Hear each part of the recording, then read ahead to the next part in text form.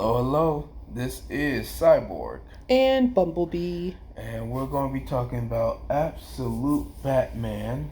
Issue number 4. So, this time, with this Batman, how we're starting off for this issue is basically his come-up story. Like, his backstory leading up to where he is now.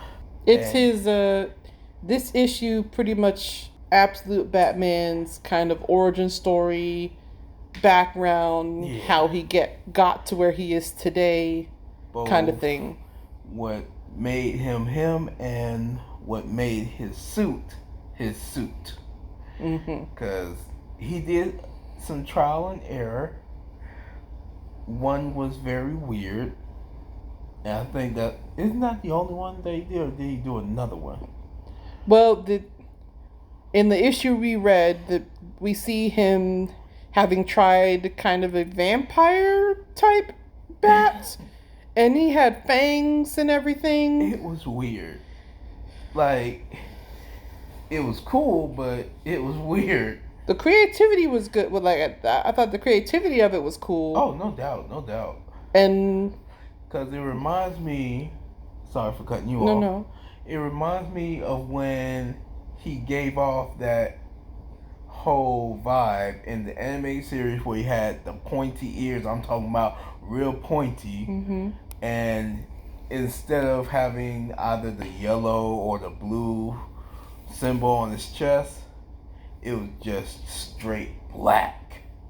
And the only reason why he changed it, if I'm not mistaken, is because he did not want to scare the kids. So he shaved off the little ears, made him a little lower, and made himself look somewhat friendly to the public.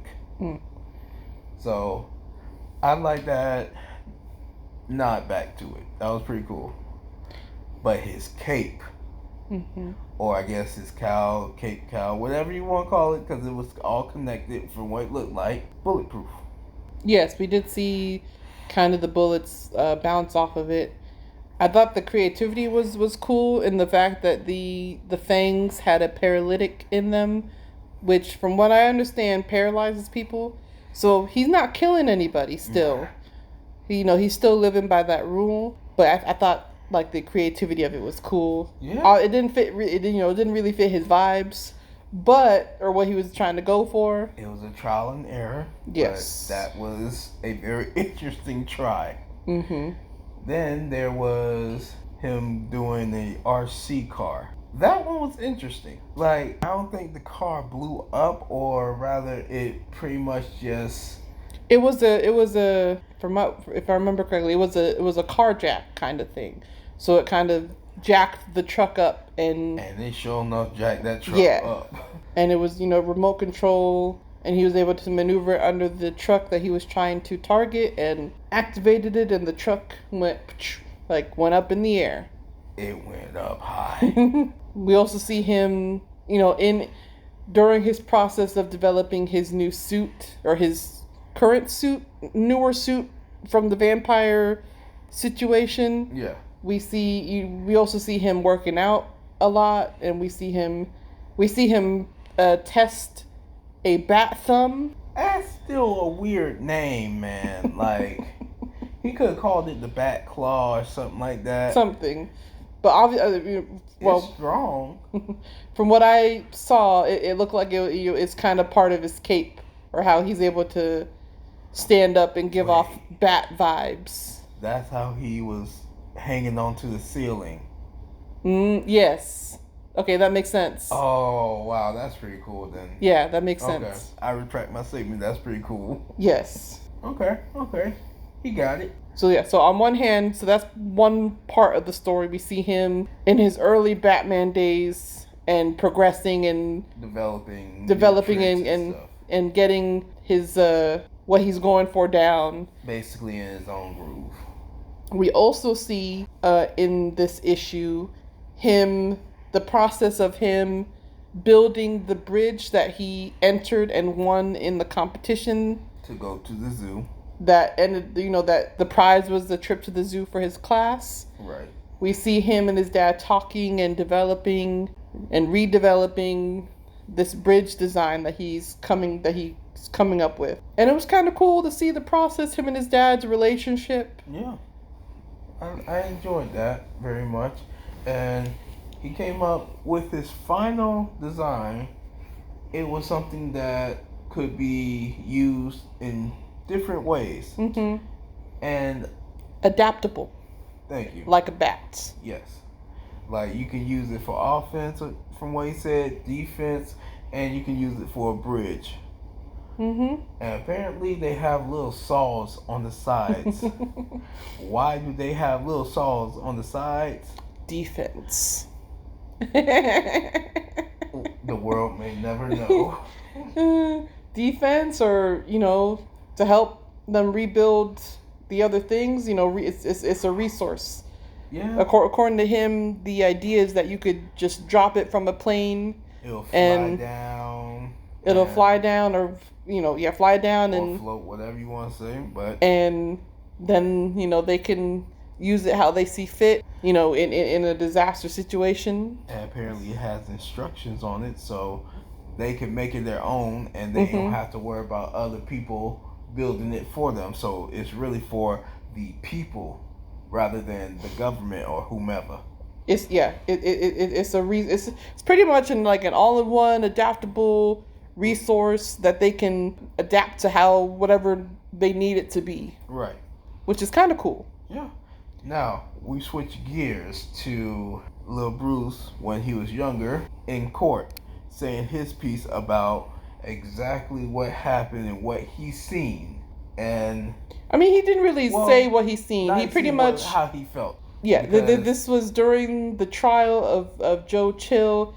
He pretty much put in that he wanted to make a statement before Joe Chill made his statement, and Bruce's statement is pretty much, it was a beautiful. Well, yes, but it was a beautiful day. My dad was happy, and you took that away from me. I don't even want to hear your statement. I'm done. Hate you. I hate you. It was a very intense scene, and it was like he really, really, really did not like Joe Chill. I mean, he killed his daddy. He did. So yeah, that oof.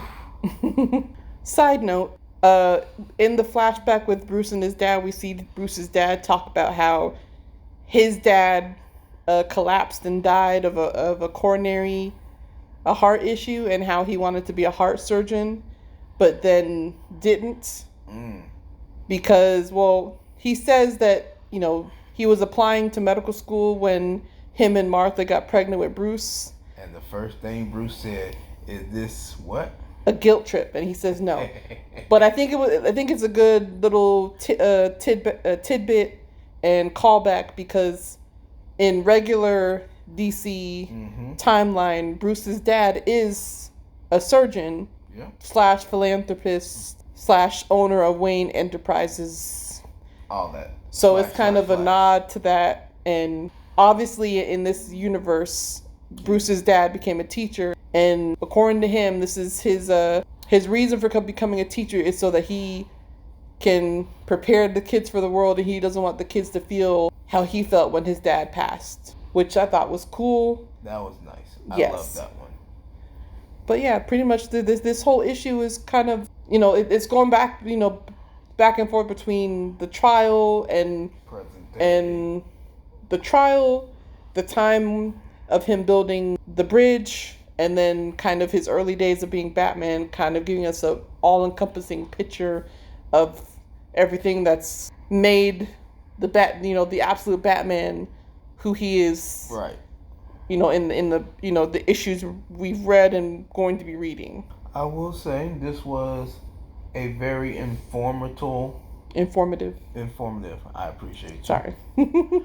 A very informative issue, and we got to see him in a new light of how he got to where he was, or where he is, I should say. I would give this a solid 8 out of 10. I would agree. It was good. I enjoyed it for the information, and how he got to his suit. Not gonna say it's his final suit, but it's his suit. Yeah. We don't know yet. We don't know if he has more suits.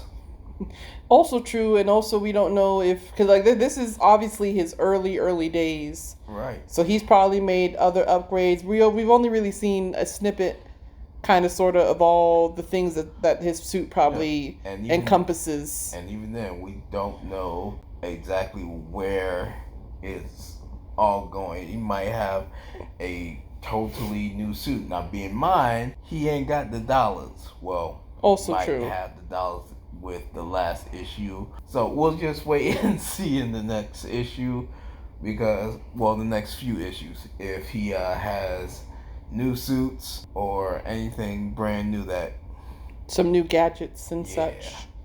But I still like that RC car. That was pretty cool. But any final words, Bumblebee? That's it. Catch the issue at your local comic book shop. Read comics. Support. And we will catch you guys later. You have a good morning, good afternoon, good evening, and good night. And stay fly, my friends.